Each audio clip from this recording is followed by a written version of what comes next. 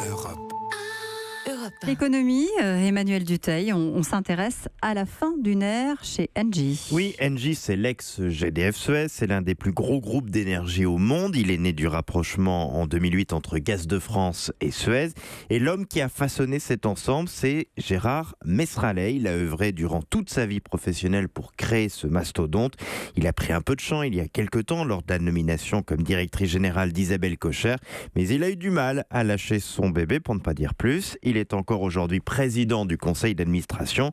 À bientôt 69 ans, atteint par la limite d'âge, il va devoir passer la main. Là, c'est obligatoire. Ce sera en mai prochain. Et le nom du successeur va être connu dès aujourd'hui. Roulement de tambour. Il va donc être remplacé par... Oui, ça vous allez encore attendre un peu parce que déjà je vous expliquais pourquoi on va le remplacer. Parce que sur la pression de l'État, on va garder chez Engie un président du conseil d'administration et un directeur général.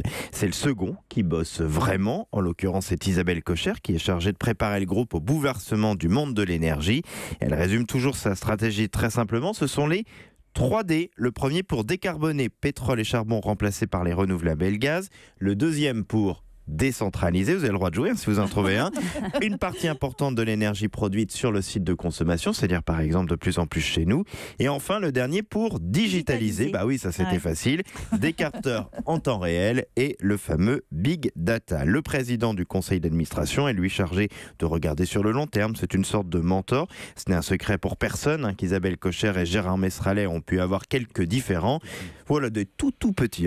C'est aussi connu qu'Isabelle Kocher rêvait d'être la seule patronne à bord, mais bon voilà, l'État semble penser que c'est la meilleure solution. Vous n'avez pas répondu à la question, Emmanuel. Qui va remplacer Gérard Mestrallet? Voilà, je voulais que vous restiez tous avec nous jusqu'au bout de la chronique parce que c'est pas un sujet facile, Engie.